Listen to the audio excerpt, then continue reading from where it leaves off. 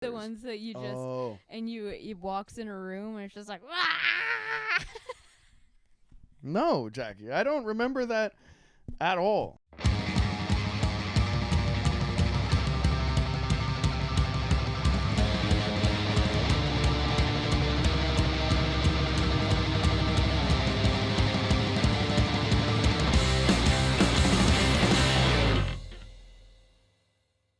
Support for Show Me Yours podcast is brought to you by Manscaped, who is the best in below-the-waist grooming. You know, Manscaped offers precision-engineered tools for your family jewels. Don't I know it? Manscaped recently launched the Ultimate Hygiene Bundle for the man in your life. That's a performance package. All right, help him join over 4 million men worldwide who trust Manscaped with this exclusive offer for you, Flashers.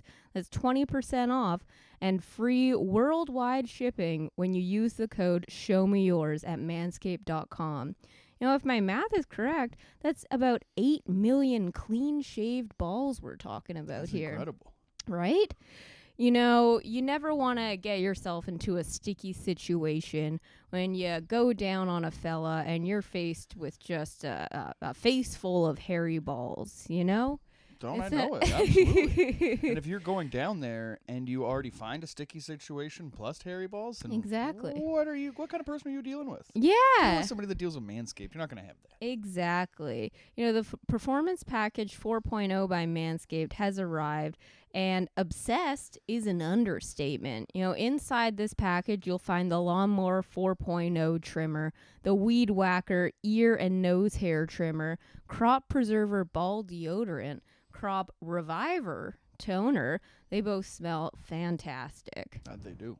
And the Performance Boxer Briefs, so comfy.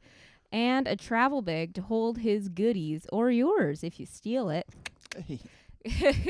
You know, this Lawnmower 4.0, it's the future of grooming.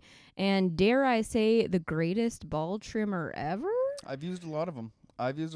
And you know what I mean? To the point where, like, some of them just don't even have the power to really get through. Mm-hmm. You know what I mean? The dense brush that I'm dealing with, right? They just gets clogged up and then just kind of grinds to a halt. That is the worst. Sometimes there's ones that just have a little bit, like, too much razzle dazzle going on. Everything here is utilitarian. You need it. You use it. Exactly. You know, and you put it away and it looks good. Yeah, and ladies, it's so good. I'm thinking of getting one for myself. Their 4th generation trimmer features a cutting-edge ceramic blade to reduce grooming accidents thanks to their advanced skin-safe technology. It's waterproof and also has a 400K LED spotlight for a more precise shave. So say goodbye to his hairy mess on the bathroom floor and sink. You know, Manscaped even threw in 2 free gifts in their performance package, the boxers and the shed travel bag. These boxers are so comfy, ladies. I started wearing them to bed. I know. Cute. They're super comfortable. Yeah, not just for him. And bring his comfort and boxers to another level. You know, it's time to take care of the man you love. So go to manscaped.com and get 20% off and free shipping with the code SHOWMEYOURS. That's 20% off and free shipping with the code SHOWMEYOURS at manscaped.com. Unlock his confidence and always use the right tools for the job with Manscaped. Shave your balls. Welcome back to Show Me Yours with Jackie and Johnny, everybody. I'm Jackie Agnew. And I'm Johnny DeVito. First solo episode in the new house. Isn't this exciting? Yeah. This is very cool, nice. you know? It's very cool. I think that it's about time that we get back on track because we've been kind of chilling. We've been kind of relaxing. Yeah. It's almost been a little vacation mode for Show Me Yours. A little staycation. It's been very nice. It's been very nice, but now it's back to work. Yeah, right? I'm a hack. None of my jokes work. You know what I mean? We got to get new episodes out there. We got to get new jokes out there. We got to keep things rolling. Yeah. Though our last episode was a bit of a throwback. And not even just the location, but it was also before we got the new camera, too. Oh, yeah. Everything about that was different. That was, you know, the origin story. You know what I mean? From back in the day, which was very cool to let that episode kind of see the surface. Yeah. To see the light of day. But it did also give us a week to sit around and not do anything. Exactly. That was, well, there was a reason why we had to release that episode on that particular Yes, day. there was. Yes, there was. Yes, there was. Should we talk about it? Sure. Should we let if the you people wanna know? Talk about it. Well, I mean, it's something that needs to be said. I am not professional anymore.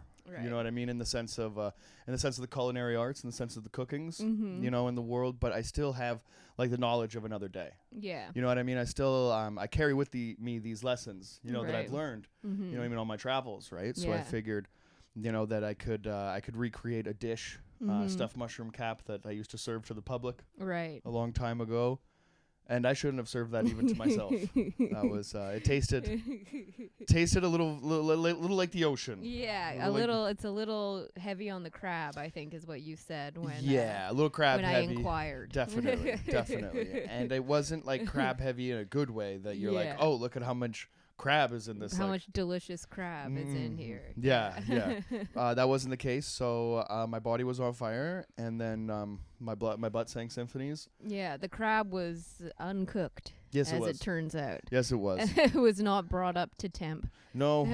Apparently, you want to reach an internal temperature when cooking meats, Jackie. You're a vegan. You wouldn't understand these kind of things, right? But, you know, a fella like me who does live in the world that, you know, I mean, I eat things that if I undercook them, that could potentially take my life, apparently. Yeah.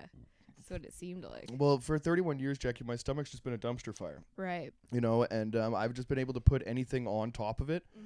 And never really had an issue, never really thought twice, right? Because I live with that kind of reckless abandon. Right. You know what I mean? But now I'm an old man. Yeah. I'm approaching 32 here pretty soon. I mean, you know, I guess that's not, you know, old considering, you know, I mean, like the rest of the world, right? But if you look at me, because I'm a Renaissance man, you know what I mean? I'm an old-timey fella. Ravi said that when I was on Right. I don't know if that's what Renaissance man means. Oh, well, Jackie, I'm out here just saying what I feel. You know what I mean? And if, to me, Renaissance man means like of a bygone era. Man of the Renaissance exactly. era. Yeah, and in the Renaissance era, you only lived like 30 some odd years or some shit, right? Sure. So like in that... you know what I mean? In that vein, I think that when I was like acting out when I was a teenager, that was like my midlife crisis. Right. You know what I mean? Course, Had any of these people known. Yeah. Right. But nobody really thinks about me like that. Right. Yeah. Because, you know, which is fine. Yeah. You know, right. I'm not out here looking, you know what I mean, for any sympathy or anything like that. But it's like what people don't really realize is that, you know what I mean? The genius isn't going to be here for too long because he eats undercooked crab that he serves to himself. He's a fucking idiot. But, you know, all that morbid talk aside. Yeah, it's a valuable PSA. Canned crab meat isn't like canned tuna. No. You can't just like eat it as is. You're going to want to cook that shit. You're going to want to cook it. Yeah. And don't just put it in a mix and like put it into a hot oven and expect it to get up to temperature. That way, I mean, maybe you could, I don't know. I'm not going to give anybody any advice. Yeah. Because I clearly don't have it anymore. I'm not the guy to give it. Like I would sit down with somebody and I would give you like a detailed 30-minute, you know what I mean, instruction how step by step of how to make these things. Now, I'm just going to say good luck.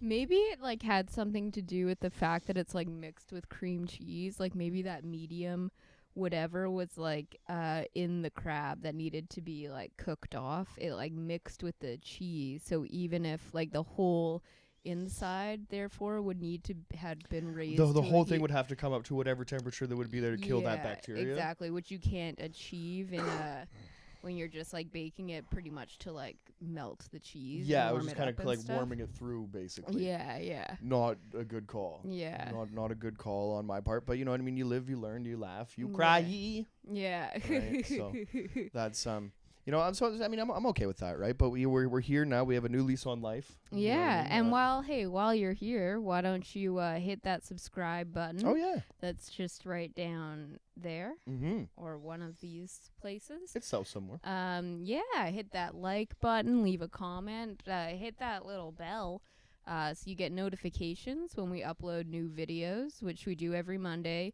For the most part, we fell off a bit this last month. Oh, we're back now. They can expect us back on the full. Yeah, we're back on schedule. Last week's episode came out on time, so we've been back. We've been back. Yeah, we've been back. And yeah, follow us on Instagram. Like us on Facebook. Share us in your Instagram stories, or just like with your friends. Word of mouth. Follow us on TikTok, rate us, and review us on Apple Podcasts and on Spotify. You can rate podcasts on Spotify now. Just wherever you're listening, do what you can do. It's helpful. Do the diligence. You know what I mean? And as always, if you want to see us live, then come to King's Head Pub in Kitsilano if you're in the Vancouver area, and come chop it up with us. Hang out. Every Tuesday at 8 p.m. We always have the ticket link in the description.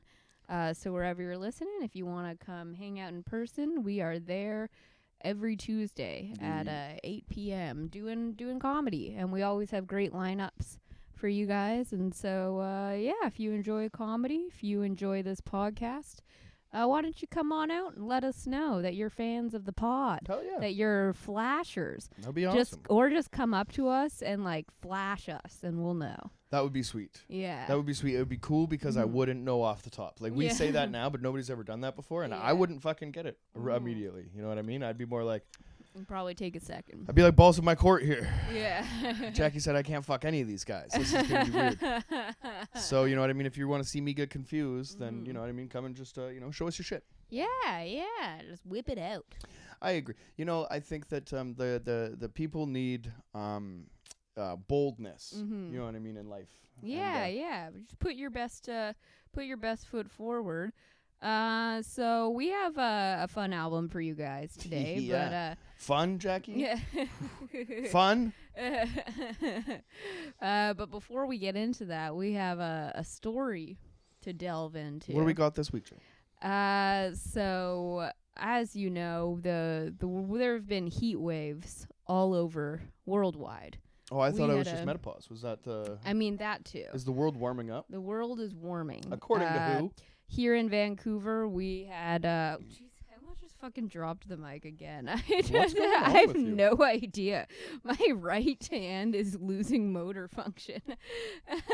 Or I'm just, getting lazy with my mic holding. Jackie, you can't get lazy with the mic grip, especially on an album like this that we're doing today. You're coming here with some limp wrist fucking mic grip bullshit. No. That's not how we're playing it today. But yeah, here in Vancouver last summer we had record heat waves. It was disgusting. Yeah, I wasn't very happy. My you remember my bedroom window faced east, and the sun rises in the east apparently, according to science. And we were reaching the degrees of 35 before at 6 a.m. Yeah, and for any American listeners, that's way too fucking hot. Yeah, 100 or something. I don't know. I don't know. It's too bad. Yeah, it was bad. Hey, but I mean, I'm sure they live on Earth. They were here in the summer. Yeah, exactly. I'm sure wherever you live, you probably had a pretty hot summer. Yeah. Which it's not good for humans. It's not good for any of the creatures on the planet.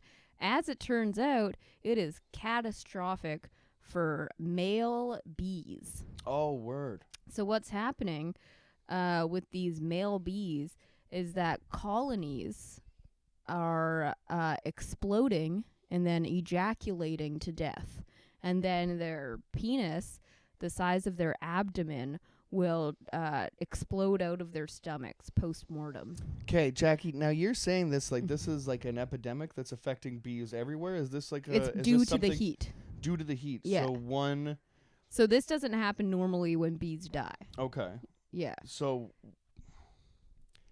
first of all, bees can ejaculate. I guess bees can ejaculate. That's how they make more bees. Yeah, right? That's the purpose. That's really the only purpose of male bees. They don't collect honey or anything. Their purpose is to fuck the queen and produce more bees, and then they die. Okay. Yeah. Okay. Fair enough. I mean, if that's what you're, some people just born to fuck. Yeah. Right. And I get that, and I respect that.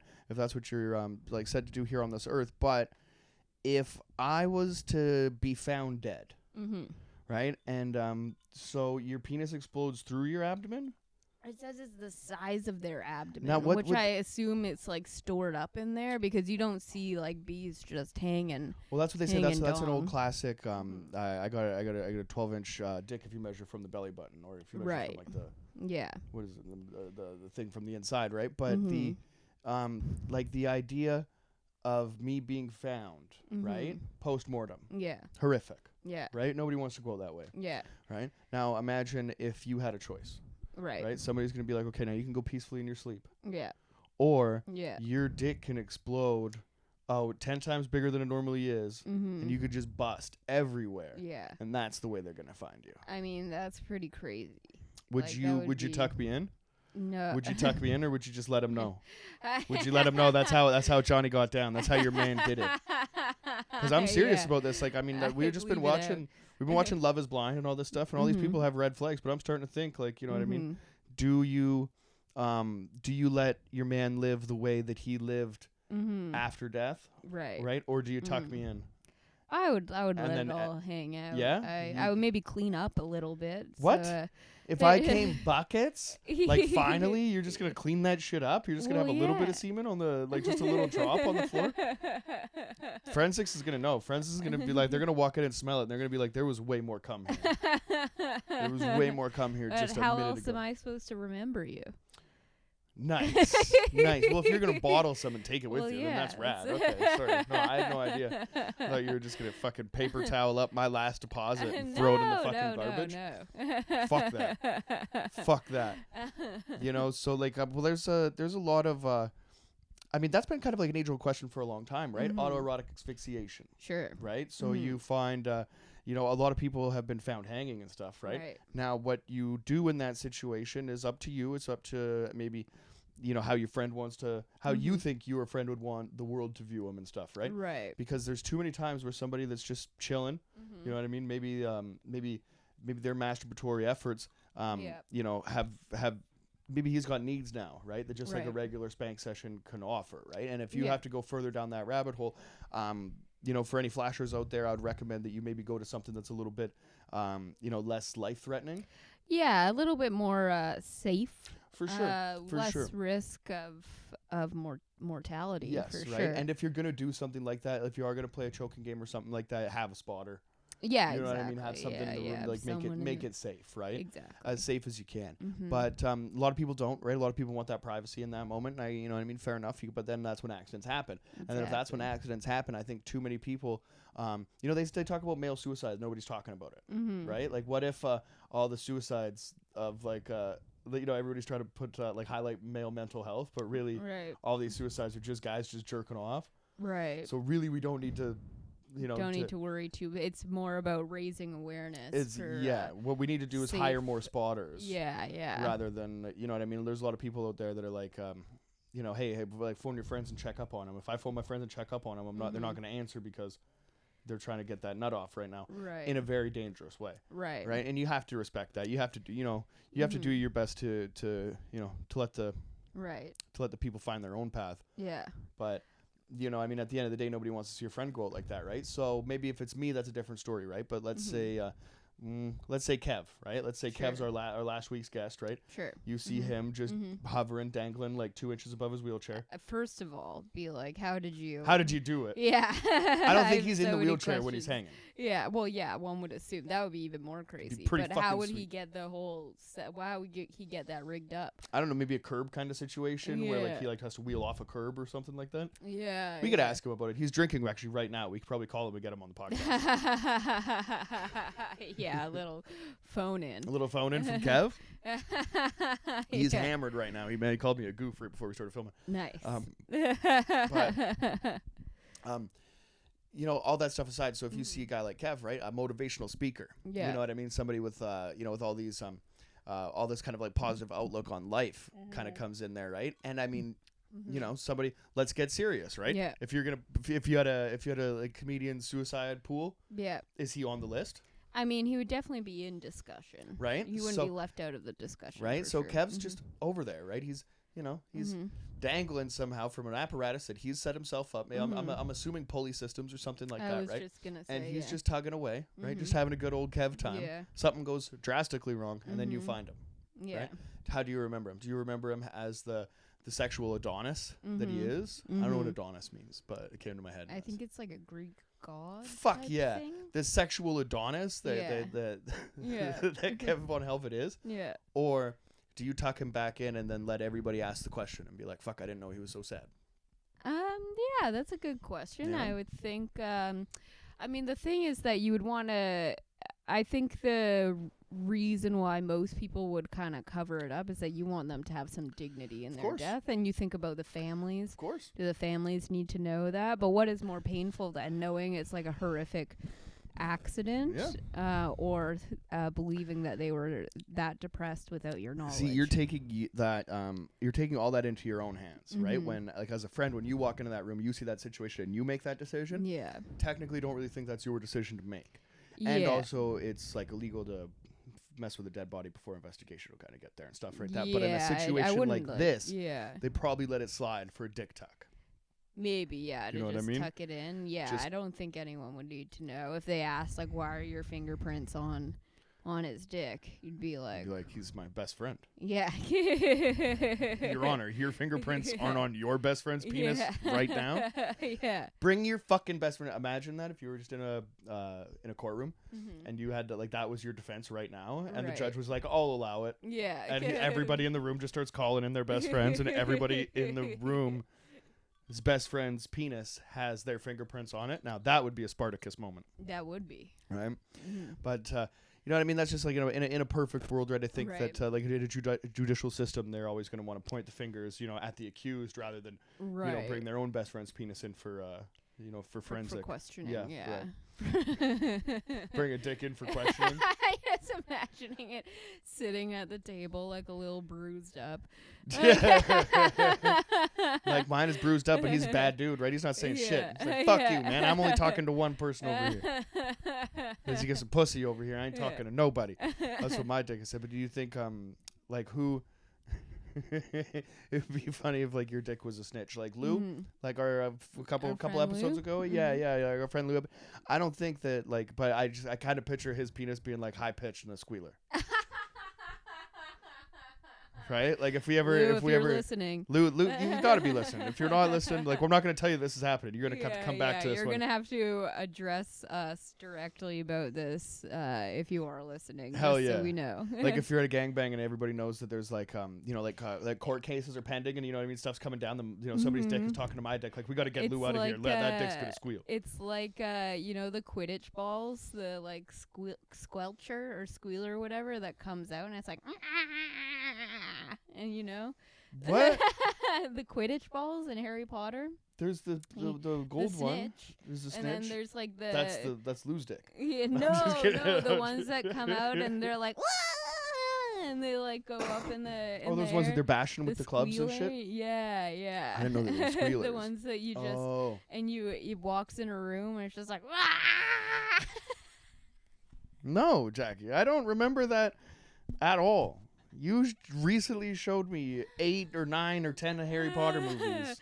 Maybe I wasn't thinking about the Quidditch balls. What's the thing in Harry Potter? It might be the book where the like monster book where you open it and it just starts like screaming. It might be the book I'm thinking about. It's either a Quidditch ball or a book where it just starts like screaming and you have to... and you have to close it before. Okay, I'm thinking like Pink Floyd The Wall kind of situation like that. Yeah, that's how I imagine Lou's penis. Is that like as soon as it's out of its cage, it's just like. Oh, I see what you're saying. Okay. And then you gotta slam it shut. You have to slam it in the door. Yeah, you have to slam it in the door frame. Yeah, Lou's got that kind of dick that you have to slam in a car door 2 or 3 times or whatever before you could really get down to brass tacks and reason with it. He has to like warn someone whenever he's going to like hook up with a lady friend for the first time. He's like about to take his drawers off. Yeah. And he's like, all right, I gotta warn you about something. It's nothing crazy, but like my dick does this thing where it fucking squeals and shit. Like, I know it's weird, but like at a full moon I have to tie it to the radiator just for the But I have this safety. Baseball bat and you just gotta hit it a couple times and then it like calms down and behaves normally as a penis should. But this is what this is like the initial reaction every time. But nobody's ever seen it scream before, so like technically this just might be unlocking like a true fetish that Lou has, where he's like, I can't really do this unless you kick me in the balls 2 or 3 times. Which I mean, like we don't kink shame over here at Show Me Yours. I think that's all you, good. Lou. We don't judge you for needing to be hitting the balls with a baseball bat. Now because that your Lou Albany definitely squeals. Yeah. Like all squealing peen Louie. Fucking. That's how they know him in the streets. You know what I mean? That's actually how he was introduced to us. Lou Squealing Peen. Lou Squealing Peen. Oh, Squealing Peen Lou over there, right? You know what I mean? He's actually an old-timey guy. He's like, he's old-timey in the sense that, like, I'm old-timey, but, like, I'm a Renaissance man. He's like a pirate. Right. Yeah. You know what I mean? That's how he can operate with facial hair like that. Right. You know what I mean? And still, remain under the radar. Mm-hmm. Which is, like, absolutely fascinating. Mm-hmm. But... You know, back to bees busting through dicks with their abdomens and stuff like that. I don't understand. So is this like, does it get like over like a certain like temperature? Because we were watching that shit the other day. When it drops below a certain temperature, those sea turtles and shit just like bob up and down and stuff like that. That was fucking brutal. Until they just drown. Fucking turds out there drowning. Turds are drowning in Texas. You need a warm turd. You gotta warm them up. You gotta warm up your turds, of course, right? And if you don't, then you know what? Like they will actually drown. You know what I mean? Which is fucking crazy. It's crazy. Yeah, I didn't think that turtles could drown, but okay, so like bees, so it's climate change and shit's fucking up. Yeah, so I don't know what the exact temperature is, and I think scientists still are trying to figure it out. They say they don't know why this happens because as I said, that's not how bees normally die. Sure. So it's weird that the heat is causing this. They have some solutions. They're trying to coat the hive in like this I forget a polyurethane or something like that to try and keep the hives like down a couple degrees so the colonies don't overheat. They make skateboard wheels out of polyurethane. That's weird. Yeah. That's cool. Or maybe not polyurethane, but definitely urethane. But yeah, here I'll get the article up. I was just trying to. You're just operating under the assumption that we could just go off by memory and do a whole segment. Bees are explosively ejaculating to death during heat waves. Explosively ejaculating to death? I mean, is the fucking gotta be the coolest cause of death. Other than autopsy, that's the shit. Yeah. What's black and yellow and ejaculates until it dies during heat waves. Proud boy. Yeah, male bees, it turns out. And scientists, disturbed as they may be, have a solution. There's one guy that's like, finally, I told you, I told you, madman, that this was going to happen. Saying these scientists are disturbing, but they have solutions. I would love that, like, as soon as there's any, like, explosive ejaculation, dick pops out of your abdomen kind of, like, thing, and there's just, like, a guy named, that's Gary down the, like, right. You know, we're lucky we got Gary here, because he's there for the situation. So it says, when the male bees get too hot, they convulse until they explosively ejaculate to death, and a phallus the size of their abdomen bursts from their lifeless body. That's awesome. So they're already dead when the dick pops out. Zombie dick, just like, and then... Maybe it's just like a last ditch effort of it trying to, like, you know what I mean, spread the seed or something like that. So it has like an alien kind of like chest burster feel, but really there's more like you know what I mean. Really, this is just it's sad. It's hilarious that it happens at like thousands of it at a time. Yeah, that and like maybe because like it's the only thing that male bees are good for. If they die prematurely, their body needs to get rid of the dick and the semen because that's just like what they're born to do. Yeah. I don't know. Yeah, born to run, born to come. Born to come. Yeah. And so one solution is to keep the hives cool, a polystyrene cover. I don't know. But yeah, so they're trying to, and it says, we don't know why it's happening. What we do know is that the sole purpose of male bees, as far as we understand so far, is to mate with a virgin queen, and they don't really contribute to the hive in other ways. Their only job is to, when they're sexually mature, fly and find the congregation area where all the other boys go and find the queen and chase her in midair. They always die after they mate, but the ejection of a phallus from their abdomen is unusual.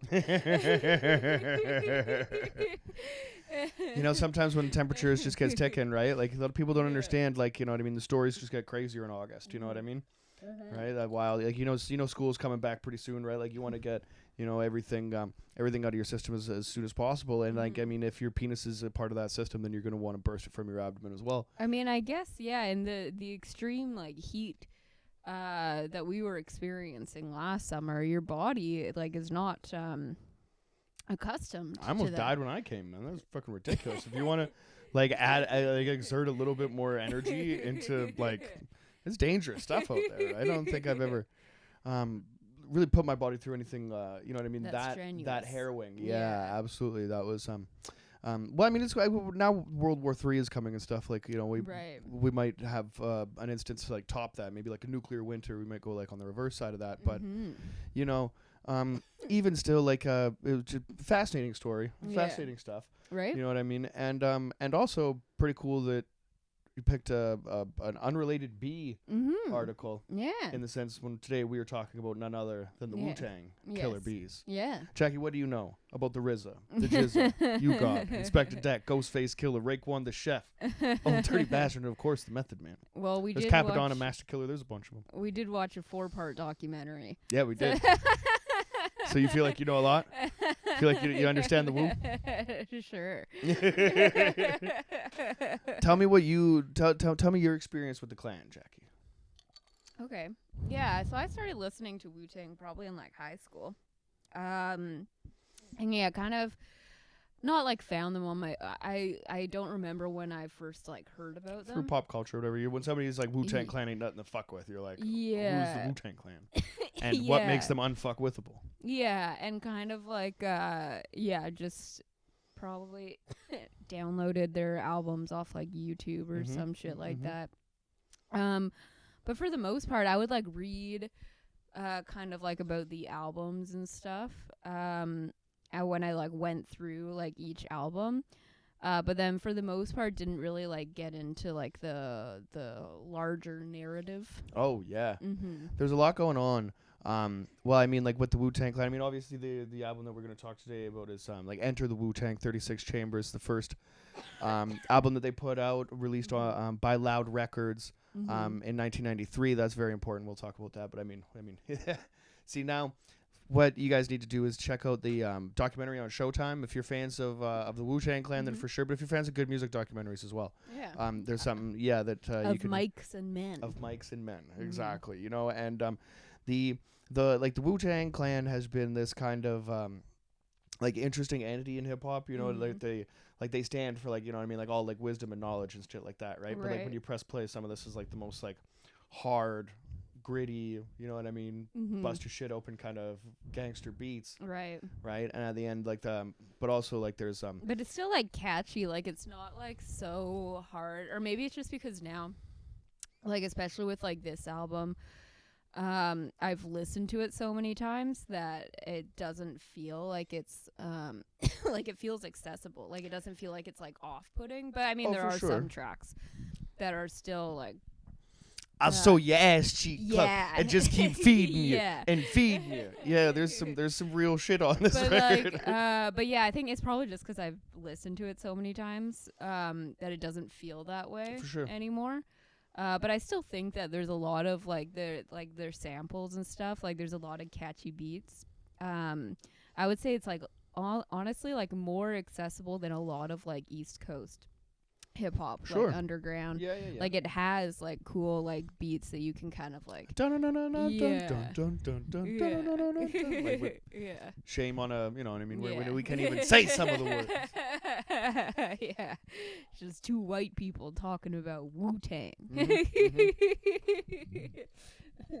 I thought that was gonna be an issue, and so that's why I feel like I'm gonna be able to talk about the Clan and thing rather than, like, the cultural impact or whatever, and, like, not the culture. Yeah, we're not doing it for the culture. We're not doing it for the culture. We're doing it for us, and because, like, I do like, hold this group in such, like, high regard, and you know, for basically everything that they've done in like, in hip hop is groundbreaking, and they've definitely done. But like, but also it's in like music in general. Yeah. You know what I mean? They're some of the few people. There's like stories of these guys where you know, they would like sample some unheard of artists.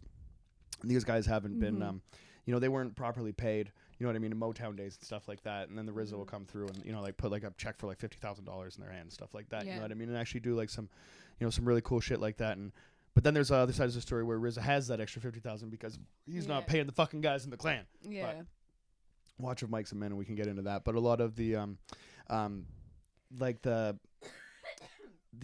impact that this group has on hip hop and is like, well, obviously it can't really be understated, but it's so fascinating to see. There's fans of just like rap fans, friends of mine that I have, that they're either like fans of like hip hop. There's some guys that I know that are just fans of Wu-Tang. You know what I mean? Because if you really want to go in and like explore, no other group has come together in a way where there are 9 individuals, and I would say 6 of them are outstandingly talented and have gone on and had successful solo careers. You know, based off definitely the strength of, you know what I mean, the branding, the imaging, and obviously the you know, the like the power of the music of the like the Wu-Tang Clan as a general, but obviously you know what I mean, the like the mystique behind it. Right? Like there's stuff that these guys can do that might not even be that successful or whatever, but if it's attached to a W, you know what I mean, then a lot of people are going to come out and support, and there is quality control. Because they have done something in a way that each member can have their own individual style.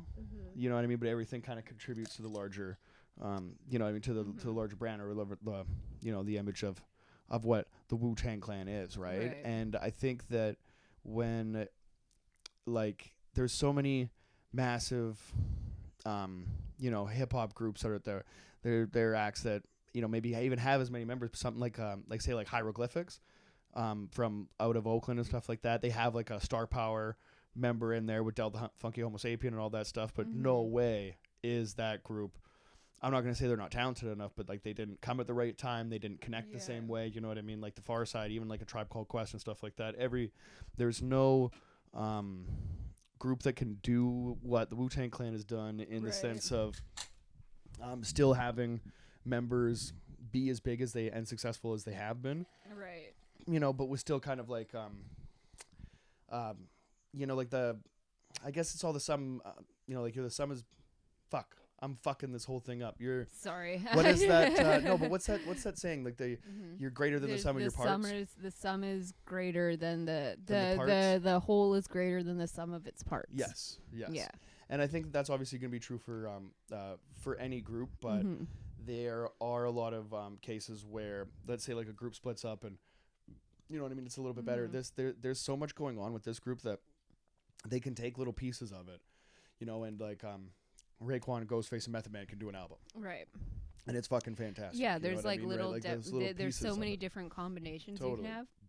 And it's like interesting, just like the sheer volume of members that there are. And I think that adds to why they've been so successful, because there's so many different combinations. Like the songs don't sound the same because they can have, you know, different people taking the lead each time. So it doesn't sound like just the same group singing every song, though it does. Obviously they sound cohesive in that way, but they can, you know, switch up the style who because sounds they better and like, or who sounds good together. And I think that's like the genius of like the RZA kind of like overseeing operations or whatever. But especially for Enter the Wu-Tang here, you have like the Jizza and Method Man both have their own like solo songs on there, which are like fantastic. But like Cream is one of the most popular hip hop songs of all time, and everybody knows that as a Wu-Tang song, right? But like really, it's Method Man on on the chorus, and Raekwon and Inspector Tech.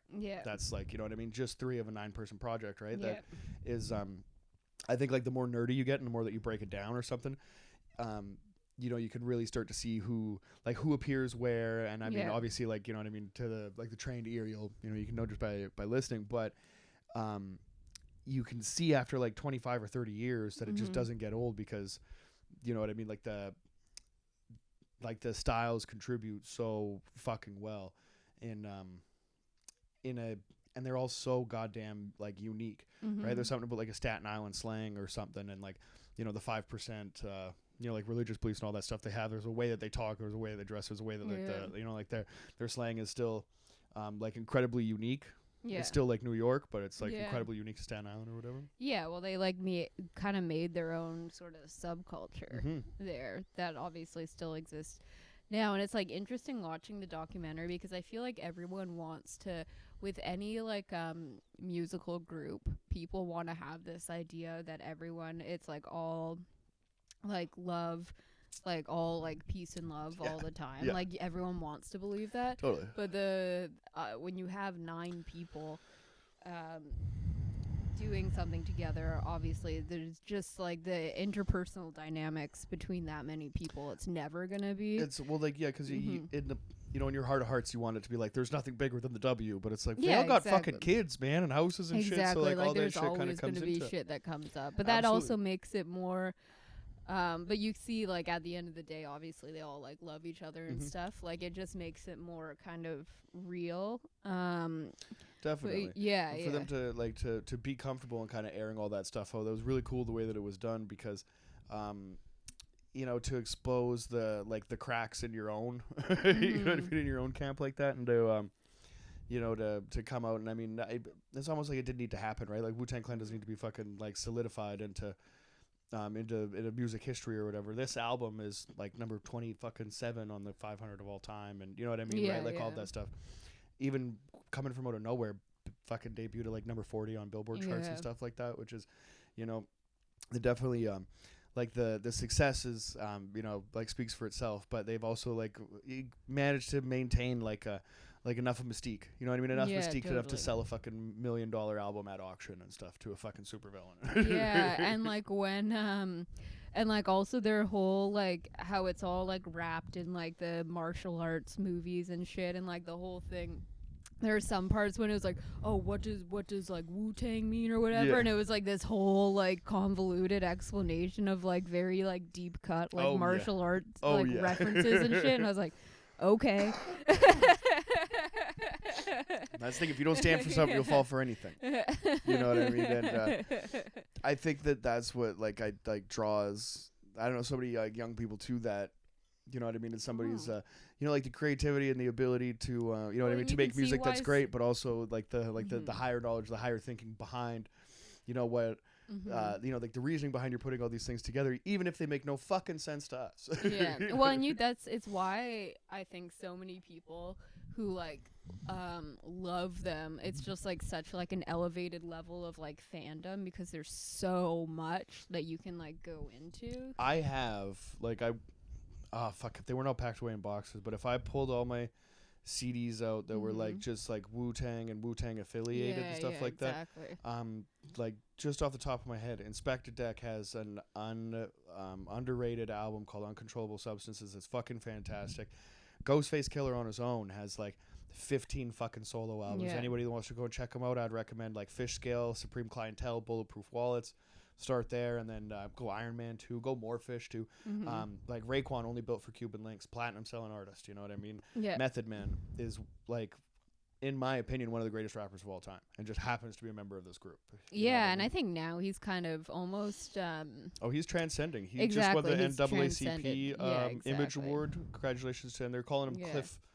His regular name now. It's like Cliff Jones, I think Cliff Method Man Jones or something. He's transcending. He's rocking on a it. different level now. Absolutely. And he's like pretty I would say like mainstream now. Oh, like, absolutely. I think everyone kind of knows who he is. You fucking gotta know Method Man, right? And it just like he's got fucking he's got so many like quotable lines and stuff like that. He is, but he's definitely like one of my favorite rappers of all time. And I think like it's gonna be like a slow burn for whatever reason for him. It's weird, but like at some point I feel like in the next 5 years everybody's going to acknowledge the fact that Method Man's always been like one of the greatest of all time. You know, you heard it here first. Fuck yeah, you did. We'll clip that.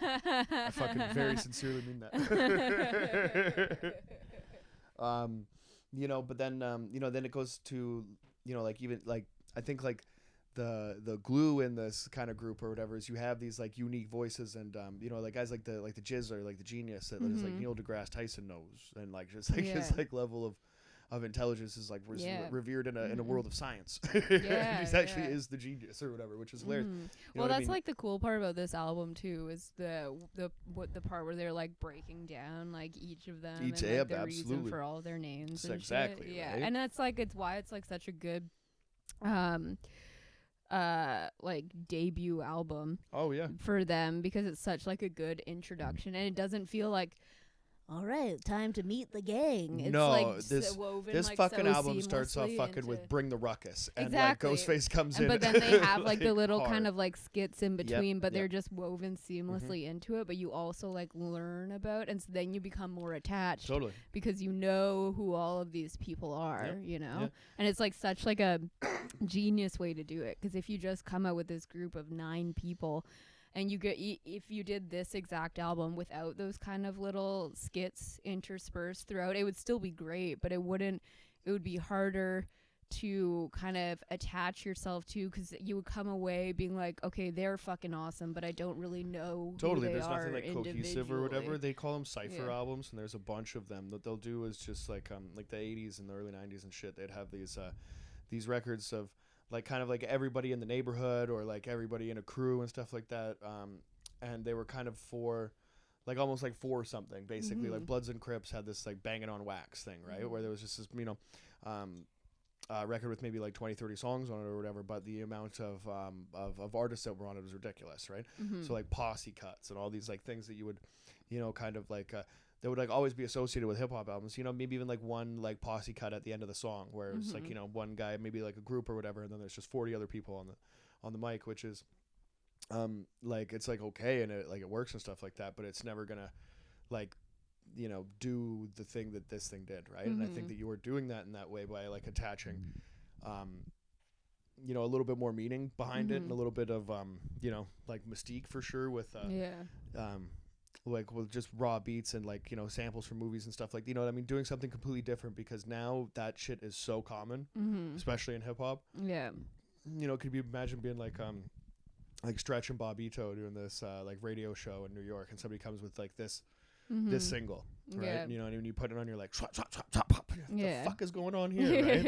You're just like, oh wait a minute, like this, like that's cool as hell, and it's been fucking copied, like a million times over, and like the Wu-Tang Clan is so goddamn like big that like their affiliates and stuff like that, if you just go as like a tourist through like Times Square and stuff like that, you'll just see a dude who's just gonna give you a mixtape and say he's in Wu-Tang or affiliated with one of these people and stuff like that, you know what I mean? So there's a hilarious you just like Umbrella, the reach kind of kind of goes beyond to the point where like I remember everybody just being at a Roots show and just wearing like a Wu-Tang shirt, and them just acknowledging it. It's like every time we're at a fucking show, every time we come out and play for White Boys, they're always wearing Wu-Tang shirts. So it's just if somebody did something a little bit different, that was so fucking raw and so goddamn real, and really captured the imagination of me, Jackie. I was just a boy. If you were to have a name that would like encapsulate you as a person, like Method Man or like Old Dirty Bastard, what do you think it would be? You're asking me just to come up with a Wu-Tang name off the top of my head? Donaire Dude. Donaire Dude? Bitch, I'm not even Middle Eastern, man. You can't call me Manicotti Manny or something like that. You can't give me some fucking cool name, Linguini Luigi. Come on, man. Italian. That fucking Linguini fella. Yeah, the Linguini fella. No, I'm not doing any of that shit. I would probably be like, you know what I mean? Yeah, Dago DeVito or something like that. There is a Wu-Tang name generator. I think that's how Childish Gambino got his name. It is, yeah. I did mine, and it was something fucking stupid. Linguini fella. No, there's nothing Linguini. No, it's Linguini linguistics. You know what I mean? Linguini linguistics from that Cannelloni captain. You know what I mean? The Dago DeVito, the bell. You know what I mean? The fucking I don't know, whatever you want to call it. That Bucatini bad boy. You know what I mean? That's what I'm about. I'm about that life. Okay. Yeah. What's other names of pastas? Well, there's like fusilli, there's rigatoni, linguine. I mean, I don't know what you call like lasagna sheets, but there's like the lasagna sheet fucking hitters and shit. The spaghettini, Lasagna lad. Huh? Lasagna lad. The lasagna lad? Jackie, that's not my fucking... I'm like a fucking superhero that just sucks ass. The lasagna lad? I just show up a fucking... Your cape is sheets of lasagna.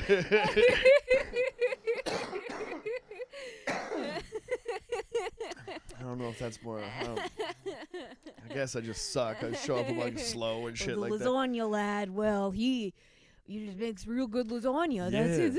He's going to show up late to the crime, fucking ripping darts. I could never be in the Wu-Tang Clan. You know what I mean? There's a lot of reasons for that, but mostly just because, you know what I mean, I'm out here solving crimes that are mainly like, you know, Italian deli based. You know what I mean? It's true. I'm like the cutlet kid.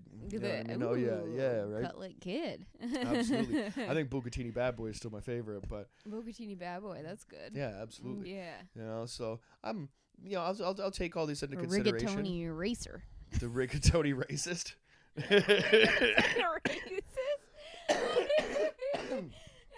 That's my supervillain. That's the guy that I battle. Johnny DeVito's the Bucatini Bad Boy, and he's always out there fighting the rigatoni racist. And I think that's actually not bad. We can work with that. There you go. We can work with that. I think we're just about at the end here. Do you want to wrap this up and not go to that mic? Yeah. Nice. Yeah. Well, how much? What time are we at? 48. Okay. Well, I think we can. Okay. So tell me about when. How you got into Wu-Tang. I mean, I think the same as any young boy. You know what I mean? In the 90s. Yeah, there was Rap City, and I remember watching the video first, and like I knew who Wu-Tang was, but I think like Wu-Tang was like something that people just said, or like people were like drawing the symbol and stuff like that. Yeah.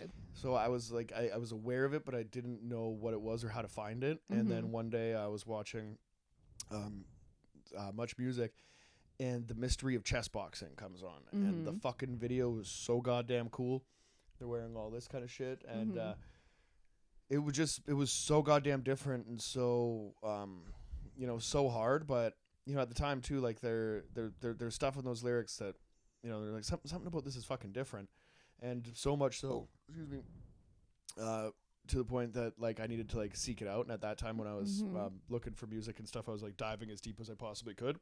Now, around the exact same time, How High came out, and How High is a fantastic movie starring Method Man and Redman. Right. And through that kind of, I think like a resurgence of like Wu-Tang kind of it was just kind of everywhere after that. And then I found Wu-Tang Forever was the first one that I've the first CD that I ever bought. That was the first one that I ever like held my hands on. And then I found this one after. Right. But finding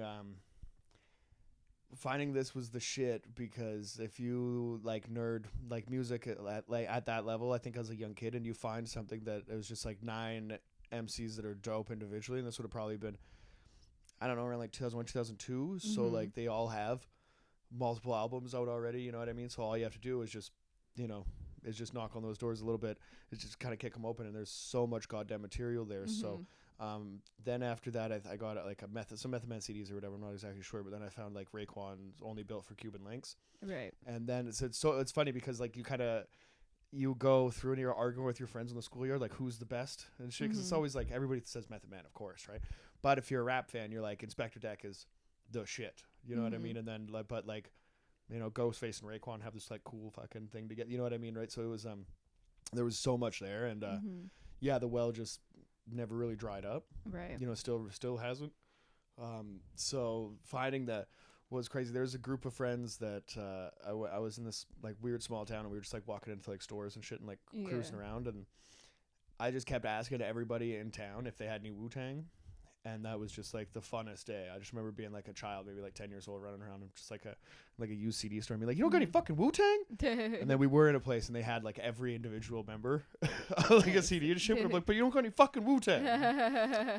And yeah, that made me friends in a small town that I didn't know before. And I just, like, did you like get into like the whole like martial arts like movies and like stuff? I was heavy into that already. Yeah, because like I don't know, my dad like put me into that put me into that shit, and any kind of like action movies and stuff like that. But yeah, especially Bruce Lee, like that was, I mean, like a childhood hero already. Right. So it was just like finding hip hop, and you're like, oh, okay, beats and rhymes, those are dope. And then you get a little bit older, and you're like, oh, wait a minute, like I like hard shit, like I'm talking about some real stuff. And then you know what I mean, when you just like add that layer on top, you're just like, oh, this is the best thing ever. Right. Yeah. You know what I mean? And that this is '93.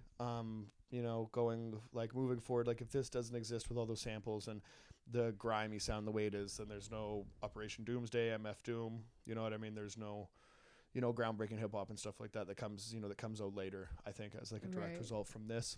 You can, you know, shoot me if you think I'm wrong, but I'm not. What's your least favorite Wu-Tang album? My least favorite Wu-Tang album, as it gets older, you know what I mean? As they get on and stuff, I think like some of them are just like less cohesive or done in a time where I don't know. I don't know what albums were recorded together, what albums were recorded just kind of where each members are just sending in verses and stuff. But there's an album called 8 Diagrams that I don't really like. Yeah, that came out like around the time that I was like graduating and stuff like that. I'm sure there's some shit on there that's okay, or maybe I could go back to it. But I think I dislike it so much is because when I bought it, I felt let down. Yeah, you know what I mean. I feel like as it like goes on, like more like recent albums too, it just kind of feels like doing it just for the sake of doing it, you know. Like you said, just sending in their verses or whatever. They're not all actually like in a studio together. Yeah, exactly, because you can tell like when somebody's like when you have somebody like Inspector Deck that's just like fucking ripping hard. He's in Czarface right now too. Like Inspector Deck is fucking still rapping his ass off. It's so fucking sick. You know, so when you have something like that on and then you get like a whack verse afterwards, you're like, who put this fucking thing together? Or like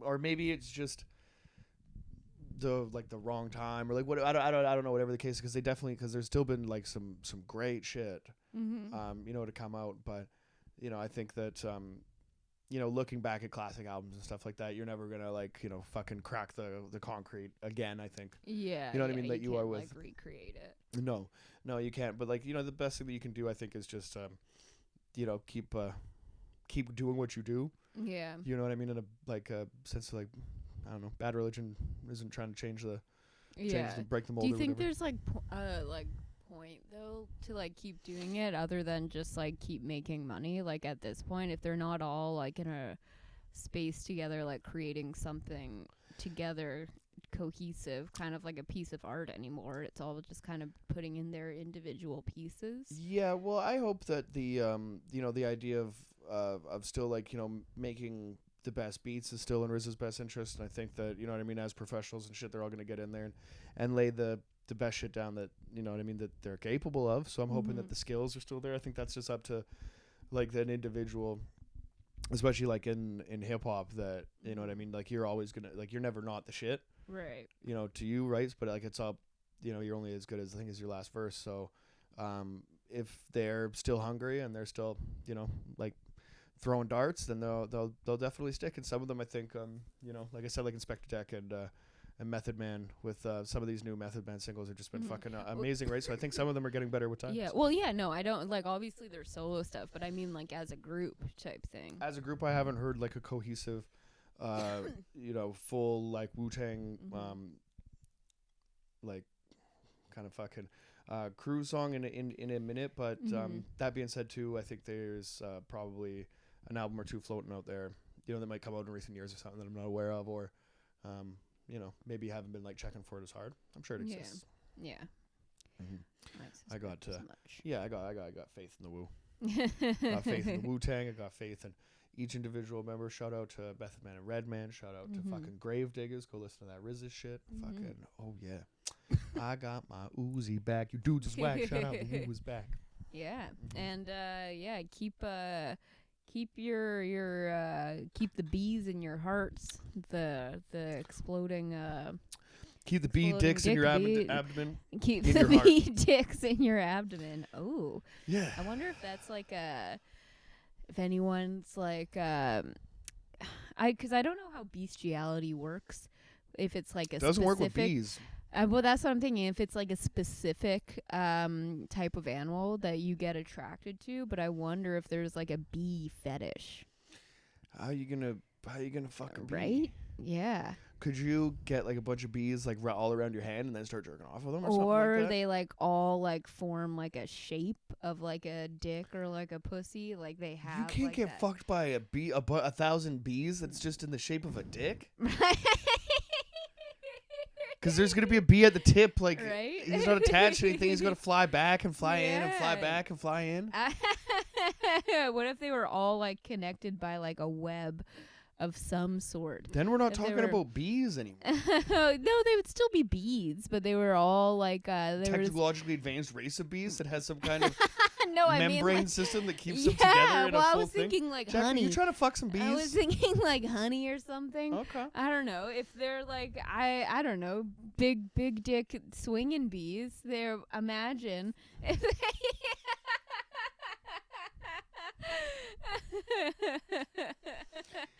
just think about it. I'm not gonna. I'm not gonna at all.